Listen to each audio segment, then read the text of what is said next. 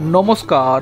প্রশ্ন এখন এটাই থেকে যাচ্ছে, বিচারপতির দেওয়া এই নির্দেশ কি মানা হবে নাকি এই নির্দেশ অগ্রাহ্য করা হবে? পুরো দপ্তর এবং রাজ্য সরকারের টানাপোড়েনের জেরে আটকে অবসরপ্রাপ্ত কর্মীর গ্র্যাচুইটি সহ অবসরকালীন ভাতা আদালতের নির্দেশের পরেও লাভ হয়নি। এবার সেই মামলাতেই বড় নির্দেশ কলকাতা হাইকোর্টের। ভরা এজলাসে ক্ষোভ প্রকাশও করলেন মাননীয় বিচারপতি অমৃতা সিনহা।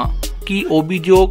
বছর 7 আগে বহরমপুর পুরসভার কর্মী ভবানী শঙ্কর রায় 7 বছর হল অবসর নিয়েছেন।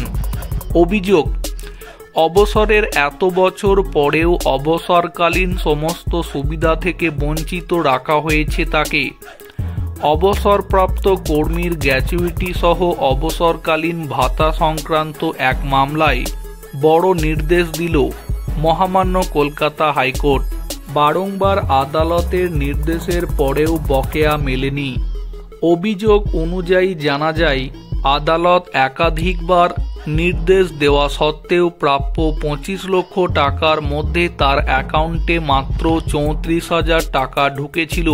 নভেম্বর মাসেই হাইকোর্ট তার সমস্ত টাকা মেটানোর নির্দেশ দিয়েছে। তারপরেও পাওনা বাকি টাকা দেওয়া নিয়ে পুরো দপ্তর এবং রাজ্য সরকারের মধ্যে চিঠি চালাচালি শুরু হয়েছে এতদিনে।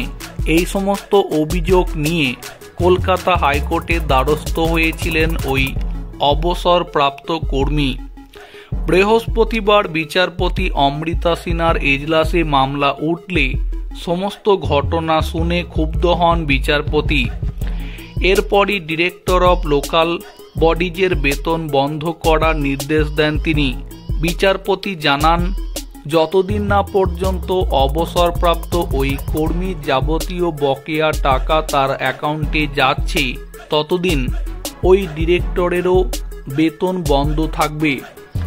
এই মামলার পরবর্তী শুনানির দিন ধার্য করা হয়েছে আগামী 16ই জানুয়ারি।